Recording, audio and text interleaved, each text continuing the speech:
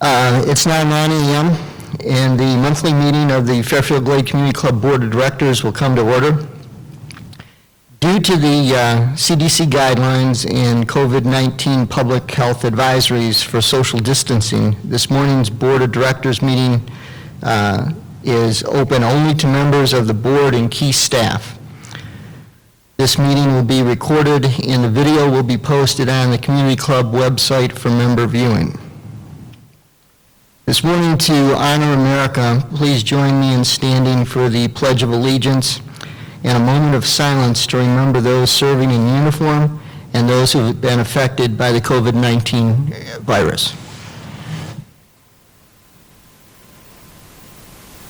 Pledge allegiance to the flag of the United States of America and to the republic for which it stands, one nation, under God, indivisible.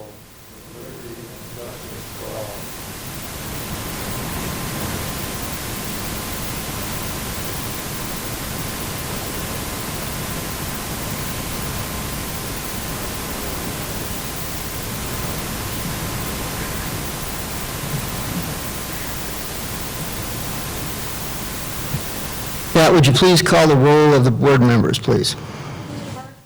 Here. Here. Mr. Floral. Here. Ms. Gallion. Here. Mrs. Miller. Here.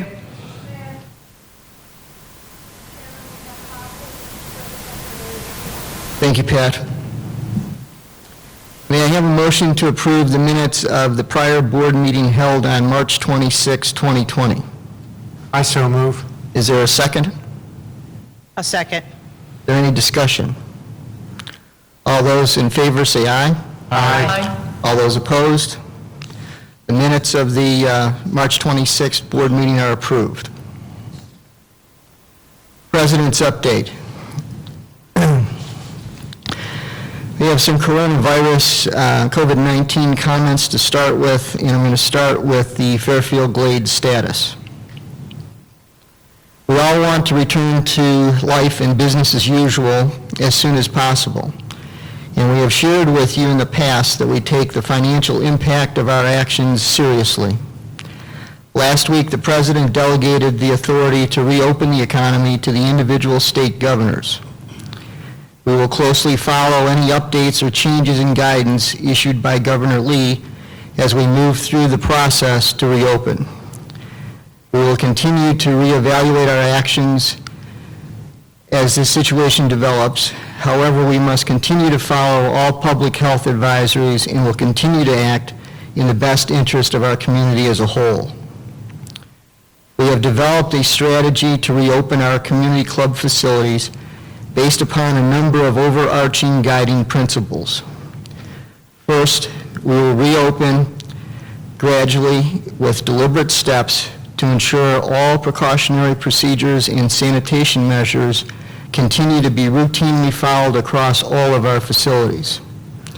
Second, we expect that some level of social distancing and reduced occupancy will be with us for the foreseeable future. Third, in order to protect our members and our community club team, personal interaction will be limited with a continued emphasis on telephone or electronic communications and transactions wherever possible.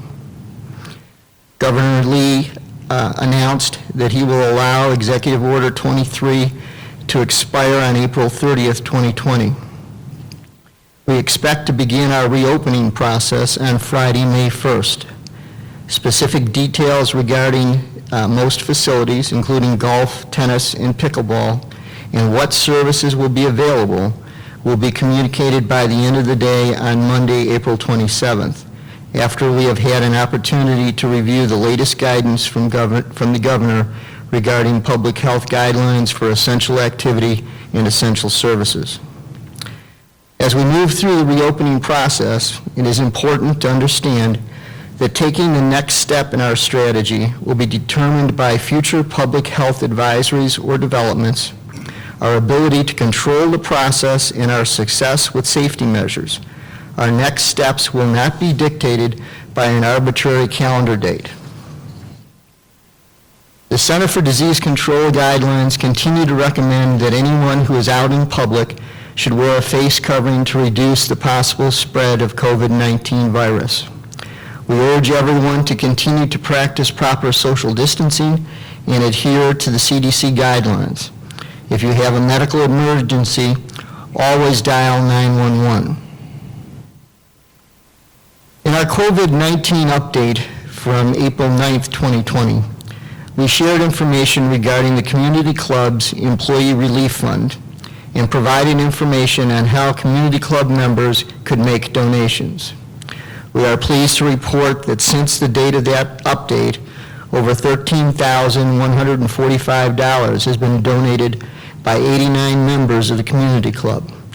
We encourage you to continue your financial support of our Community Club team members, and on behalf of all of our Community Club team members, a sincere thank you to everyone who has made a contribution.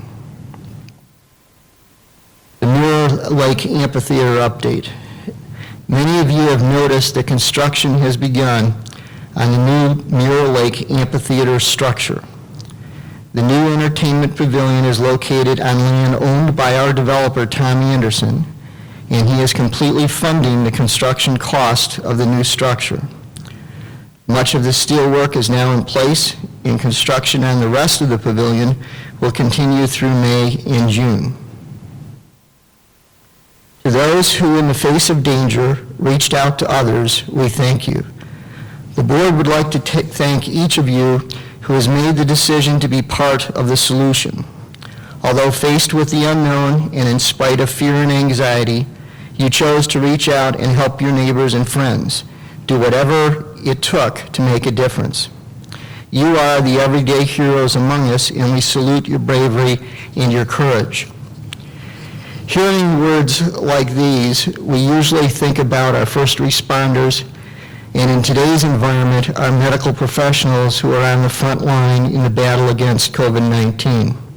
They absolutely deserve our undying gratitude.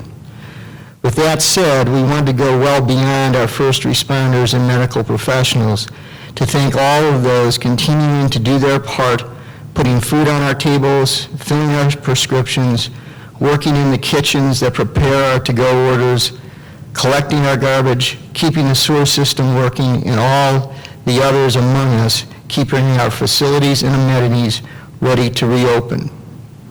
And then there are the volunteers who are delivering prescriptions and meals to those who cannot and should not be out in public right now.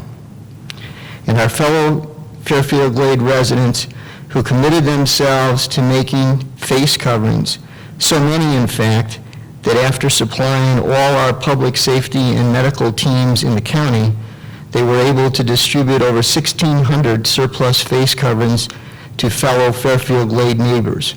We are forever indebted to you. And finally, the board thanks every one of you doing your part by staying apart. Everyone who limits their exposure to others, everyone who practices social distancing, everyone who is washing their hands and covering their coughs, and everyone who wears a face covering, not to protect themselves, but to protect others. Each and every one of you is making a difference, and we sincerely thank you for doing your part. Maybe never has this old saying been more relevant. If you are not part of the solution, you are part of the problem. And finally, the famed industrialist and Ford Motor Company founder Henry Ford had an inspiring perspective that would serve us well today as we struggle with the effects of coronavirus. When things seem to be going against you, he said, remember that an airplane takes off against the wind, not with it. So with that, I would say stay strong, stay safe, and take care of one another. That concludes the update from across the board. Bob, the general manager's report. Okay. Thank you. Going over some master plan projects, the police department building, rain garden is now complete. We may need to do some minor adjustments depending on how we see it works during heavy rains in particular. We still need to replace the air conditioning in the first floor of the building, and also would like to do some paving and sealing and striping of the parking lot to finish off that project. So hopefully after we get through the COVID-19 situation, we can complete some of those projects before the end of this year. Robin Hood Park, we're really on hold right now, pending COVID-19 resolution. We do want to do some clearing of the land so we have a better feel for where we're going to put our parking lot, the Veterans Memorial, and things of that nature. So more to come hopefully next month. Racket Center improvements, our architect is working on another option to see if we can get the pricing down lower than currently. And so the Major Capital Projects Committee will actually have a few options to look at and evaluate, and then make a recommendation to the board in the near future. Stonehenge Clubhouse interior improvements, the CO has been received. Unfortunately, though, with COVID-19, we won't be opening that anytime soon. That will not be part of the May 1st opening. We'll probably open that sometime later on in May. Our F&B staff are working to get it organized and get it ready to reopen.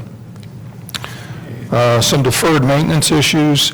We've decided to cancel the lake desilting for 2020, and that will be pushed off to 2021. We've completed most of our annual spring plantings and mulching, so the community is looking very nice. And then while we're shut down, we're continuing to do some major repairs and maintenance so that when we do reopen, there'll be less impact to our customers as we're doing that work. Some golf information. Obviously, we were only open 20 days in March, so year-to-date rounds for 2020 are only 6,300. That's 2,800 less than budget and 3,200 less than 2019. So a combination of poor weather in February and COVID-19 in March. The one silver lining is that when we were open, the average rounds per day were 70 compared to 66 in 2019. So hopefully we'll see that once we reopen the golf courses May 1st. And that is all I have. Okay, thank you, Bob. The Architectural Control Committee report this morning, Sam McAdoo is going to deliver that. Good morning. The new homes approved through March of 2020 is 23. This compares to March of 2019 of 24. The new homes started through March of 2020 is 20, and that is the same as through March of 2019.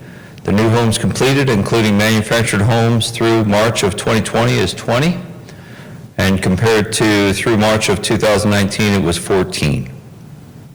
Any questions? Thank you, Sam. Thank you. This morning, the monthly financial report's going to be delivered by Bob. Yes, thank you. Well, as I mentioned earlier, we were only open 20 days in March, so that definitely had a significant impact on our revenues in the month of March. However, we are still very strong financially. If you look at the balance sheet, the POA and amenities cash is at $4.5 million, $35.8 million for property, plant, and equipment, and $35.6 million for equity. Additionally, the sewer cash is at $2.5 million, property, plant, and equipment at $11 million, and equity at $13.3 million as of March 31st. For the combined POA and amenities, the overall March year-to-date results from operating activities is a negative $490,000. However, that's a positive variance to budget of $303,000. So going into April, we had a positive variance of $303,000, which is good to see.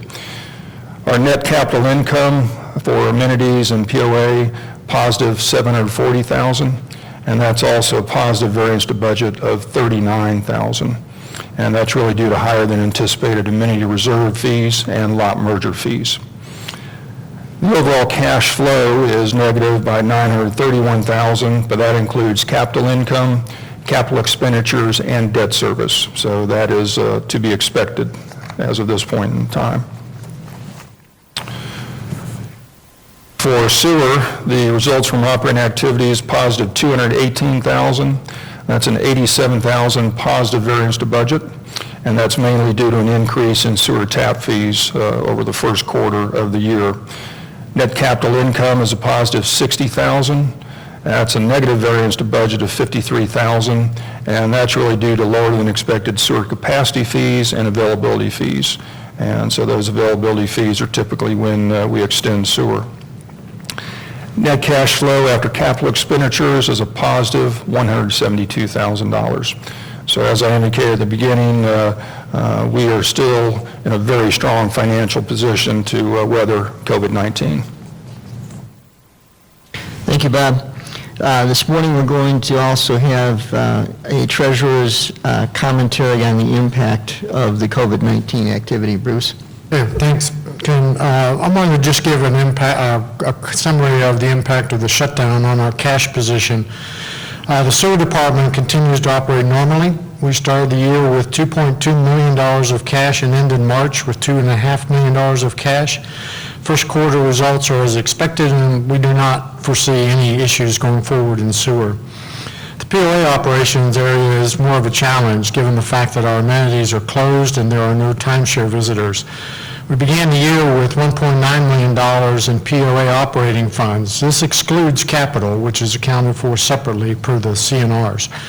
At the end of February, we had $2.6 million, and at the end of March, we had $2.7 million. We were only open 20 days in March. We generally experience higher than normal cash flow from dues in the first quarter since many of our residents pay their yearly dues in one payment. We have taken some significant actions to reduce our operating expenses, including the cancellation of the desilting of $161,000, as Bob mentioned, and the $650,000 for road paving has also been canceled. A survey of the roads was completed prior to making this decision to ensure that we had no immediate safety issues. One of our largest controllable expenses is labor. We would normally have about 400 employees in the payroll right now. While we still have 150 employees currently on the payroll, another 140 employees have taken a voluntary furlough to go on unemployment compensation, and about 110 seasonal employees have not returned to work yet, reducing our payroll costs significantly. With our amenities closed, we also saw a reduction in cost of sales, and all the departments are closely managing their budgets. Our forecast is to end April with $2.3 million in operating cash. In summary, at this point, we're in a good cash position and will continue to monitor our income and expenses on a regular basis. We realize when we do reopen, our amenity revenues will be less than what we had budgeted. This being the case, we will continue to reduce POA operating expenses by doing only what is necessary, postponing any POA operations discretionary spending to counter the expected reduced income. This statement will also be included in the across the board, so you'll have an opportunity to see the details. Thanks. Thank you, Bruce. We have two items in the unfinished business category. Last month, we read the proposed nuisance pet policy that has been published on the website for the past 30 days. We have received no comments regarding the draft nuisance pet policy. So at this time, I'd like to entertain a motion that we go ahead and approve that policy change. I move that we adopt the policy on pet nuisance. Thank you, Jeannie. Do I have a second? I'll second. Okay, thanks, Bruce. Is there any discussion? All in favor? Aye. All opposed? Okay, the nuisance pet policy is approved. The second item under unfinished business is a revision to the lake rules and regulations. That was posted last month and has been out on the website for 30 days. We have received no comments regarding the revised lake rules and regulations. So I'd like to entertain a motion to approve the new lake rules and regulations. I so move. Okay, thanks, Bruce. Do I have a second? Thanks. Phil. Is there any discussion on that? All in favor, say aye. Aye. Opposed? Okay. The motion to approve the lake's rules and regulations is passed. They are approved. With that, we move to new business. I have no business on the agenda this morning. And so we will move to comments from the board members. Do any of the board members have comments? Jeannie? I just have one comment to the members. Thank you so much for being careful in social distancing and preventing what could have been disastrous in this community. Are there any other comments from the board? We'll entertain a motion to adjourn. So moved. Is there a second? A second. Is there any discussion? All those in favor say aye. Aye. Opposed? We stand adjourned.